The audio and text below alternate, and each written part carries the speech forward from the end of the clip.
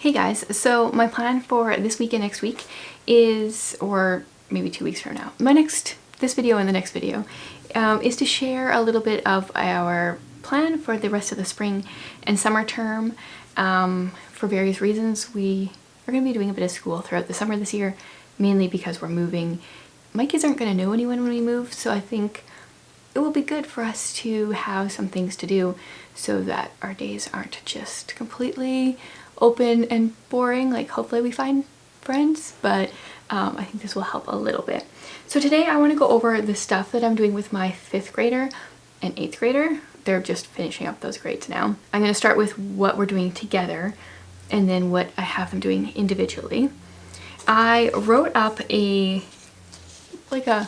real true Charlotte Mason homeschooler, wrote up a little bit of a chart for our weeks, and I can already tell that I've made some errors because some things aren't going to really work exactly as I had planned, but that's okay. It's actually helpful for me. I've always been a reverse planner where I go in and I write down what we did, but this is kind of nice because the work is done at the beginning and I can just like check off or highlight things as we go so I know what we did, and then that actually is a little easier when it comes to homeschool reporting for me. So I have been reading a lot of like Charlotte Mason stuff lately. Also Clay Clarkson's Wholehearted Learning Education for a Wholehearted Child. I don't remember what the book's called. I will leave it linked below. And so we're not going completely Charlotte Mason here, but we're very Charlotte Mason inspired. And a lot of that is because she likes good books. And I also like books, so that has a lot to do with it. My big things I wanted to focus on this spring summer are mostly like spiritual formation type stuff and good literature. Those are like my main focuses. I don't have any nature study stuff planned out, which I feel like I can't be a Charlotte Mason homeschooler if I don't, because we're moving locations. I just thought I would kind of see how that all works out. I think we're moving to a place that will have like a really cool outdoor area that we can explore, but I didn't want to just put that into the calendar right now, into the schedule. So the stuff that we're doing together, we have been starting this at about 9 a.m. For various reasons. Other things get done earlier, including my 8th grader likes to do most of her independent work before we start our together time. And now I've scheduled out 12 weeks, knowing that this will probably take us 16 weeks to complete. There are a few weeks in between that I know we won't be doing school, but I just wanted to schedule out 12 weeks since some of the weeks that we will have off, I don't know the exact dates. So, together time. The first thing we're doing each day is some Bible reading / devotionals. So my kids do Bible reading on their own as well, but together we are going through How Great Is Our God by Louis Giglio. This has 100 devotions and we're a little more than halfway through. These are very like science based and they have a lot of good information in them. So I would say like my 10-year-old, he really likes this, and my 13-year-old is a little less interested, but I want us to have some together time. So we got that, and then we are doing reading through New Morning Mercies by Paul David Tripp as well. So we read the scripture passages from here, from our Bibles, then read the devotionals here. We are also going to be focusing a bit on poetry. I love poetry. Still haven't convinced my kids that they love it as much as I do. But for the spring and summer, we're going to focus probably on a few different poets. One of which is William Wordsworth. I have a poetry collection by him. And what I'm going to be doing for the most part is we're going to be working through this poetry and copywork booklet of William Wordsworth that I created. So this has 4 different of his poems with copywork pages. So I think each week we're going to focus on one of his poems, read it a couple times, copy it out. So this will be the first 4 weeks, and then I haven't decided our other poets, so we'll do like 2 more throughout the summer, but I haven't figured out exactly which ones they are yet. But when I do, I plan on making little booklets for them as well. And like I said, I do really like poetry, so I might also just read a couple poems from a poem for every day of the year. I love this poetry collection, so it's a daily thing. I don't think we're gonna read the correct date. We'll just read random ones. I read this through mostly last year and really enjoyed it. It gives you some background as to like why they chose, or why she chose the poem for that day. Sometimes it's like something to do with that day in history.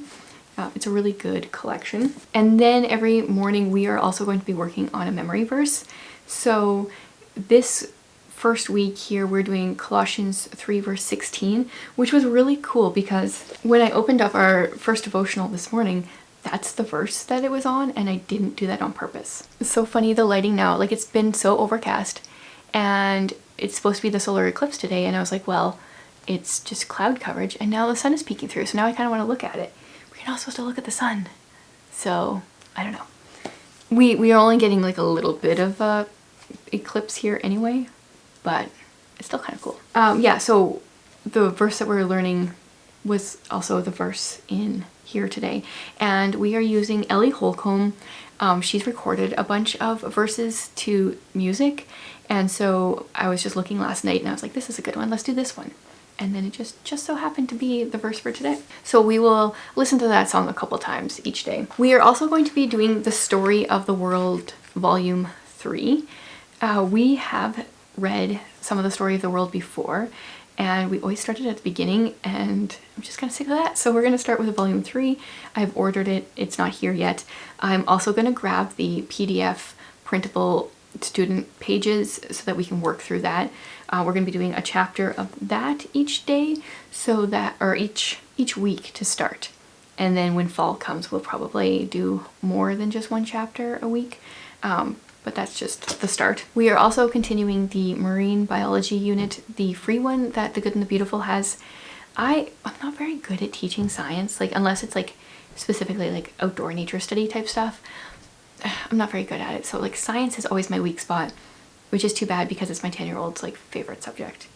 So we're doing that, and then another thing we're doing together is we are reading through A World Full of Dickens Stories. These are just very short, retold Dickens works, 8 of his books. And we have a couple more left. We should finish it by the end of the summer. And I think it's just good for kids to have a grasp of what classics are about before starting like the real thing. I know that stumped me a while in my homeschool journey, where I read people say like, you shouldn't give them dumbed down stuff. You should give them the real works, and some of it is very overwhelming, and I think it's good to have an idea of what the story is before you get into some of the classics, because some of the words and the phrases are very different than what we use now, and so having a general idea of what you're getting into is very helpful. So we are going to, specifically we're going to be doing Nicholas Nickleby, Great Expectations, and Hard Times. Those are the 3 we have left in here. And then the last thing for our together time is The Phantom Tollbooth. Now, I've never read this book before. We started it today. We read the first 2 chapters, and I think we're all pretty hooked. So it's about a boy named Milo who thinks everything is really boring and never wants to do anything. And he goes into this toll booth that kind of like teleports him somewhere. It's kind of ridiculous, but it's also really fun. So we're going to be reading a couple chapters of this each week as well. So that, I believe, is all for our together time. Then for my 5th grader, one thing we're going to be doing is we are going to be reading through Trial and Triumph. This is something that's recommended on Ambleside. It's their little short biographies, or it's probably too short to be considered a biography, short stories of people in church history. And so we're just going to be doing a chapter of that each week, probably, maybe more if we're really liking it. It's something that's assigned earlier in Ambleside, but we've never done it before, so I thought it would be good to do. And the Kindle book is free, so I grabbed it on Kindle. We are also reading through The Merry Adventures of Robin Hood. I just shared this in our homeschool haul. We read a little bit today, and it's very like Old English style, and as someone that struggles to read out loud like normal books, this is going to take me a little bit. So I think we're just going to read a few pages each day so I can like get into my groove here. But we did enjoy this. And also I should say, in addition to like the things that we're going to be doing here, we are also going to be doing some copy work and some spelling. So we were using The Good and the Beautiful for the last like 6 weeks or so, and it's been going well, but I have a few issues, so I thought we would try this method for a while and then I want to compare. He was actually enjoying The Good and the Beautiful. I was enjoying it for the most part. There's just a few things that didn't work well. Maybe I will do a whole video on like the things I liked and the things I didn't, but we're going to try more of a literature approach for this summer and see how that goes. Another book that we are reading together, that I'm reading with my 10-year-old, is The Case for Christ. This is the student edition. So these are just short chapters that I think he took 21 months, Lee Strobel, years ago, and like really studied, tried to be as neutral as possible. Is Christianity real or not? Like, is God real or not? And he has a number of different books that are the result. And so I want to do these student editions. There's a Case for Christ, a Case for the Creator, Case for Faith, Case for Easter. Like, he's got quite a few books, and I just want to go through them all eventually. This is the one we own, so this is the one we're starting with. We're also going to be doing Charles and Mary Lamb's, reading through a couple of their Shakespeare plays that they've retold. So this is also free on Kindle. We're going to do Twelfth Night, A Midsummer Night's Dream, and The Tempest. Those are the 3 that I have planned.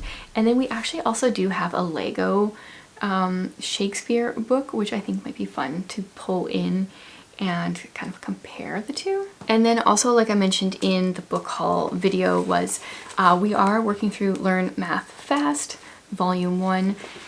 We are just going through these lessons as slow or as fast as needed.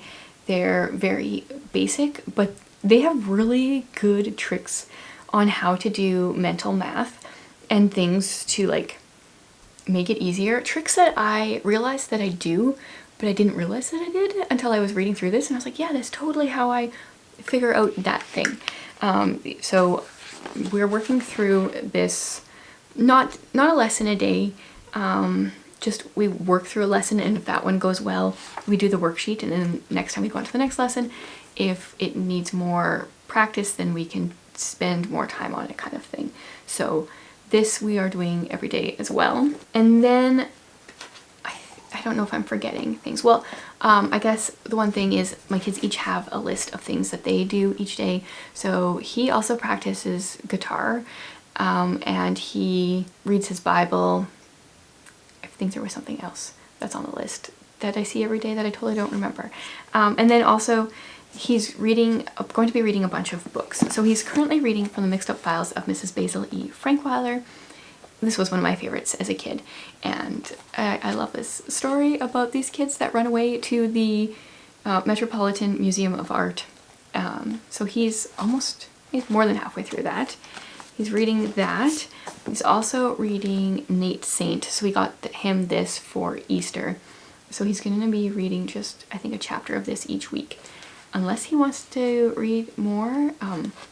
We read this a long time ago. I don't think he remembers the storyline because he was quite little then, but I know he's going to really enjoy it. This is about Nate Saint, who he ends up in Ecuador and ends up being martyred along with a bunch of other guys, missionaries there, but he is a pilot and an inventor, so I think that will be up Ephraim's alley. And then 2 other books that he's going to be reading.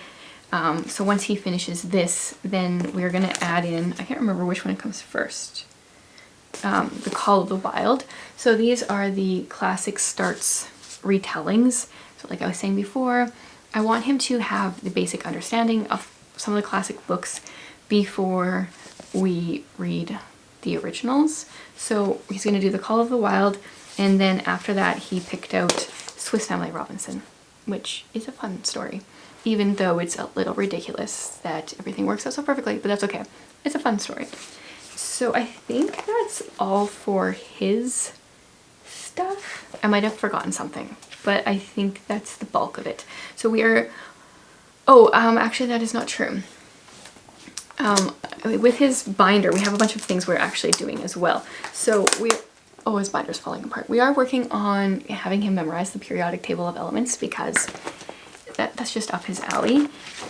We are also working on geography, some memorization. So we started with the continents, the Canadian provinces. Now we are doing the countries in Africa. Those are just different things that he wanted to learn and I wanted him to learn.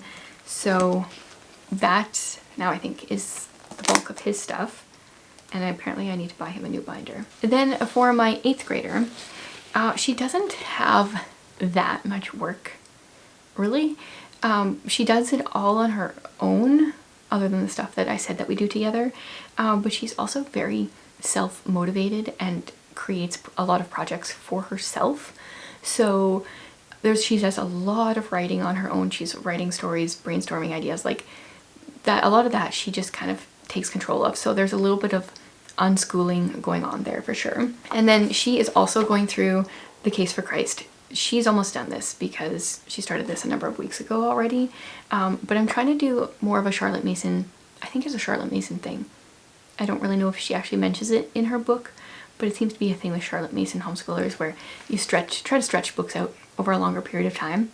And as someone that's kind of always sped through books myself, it's something that I'm trying to do myself and I'm actually really enjoying. So she's going through this. She is also taking notes with everything that she reads, either summarizing what she's read or writing down interesting facts. So that's included with everything that she reads.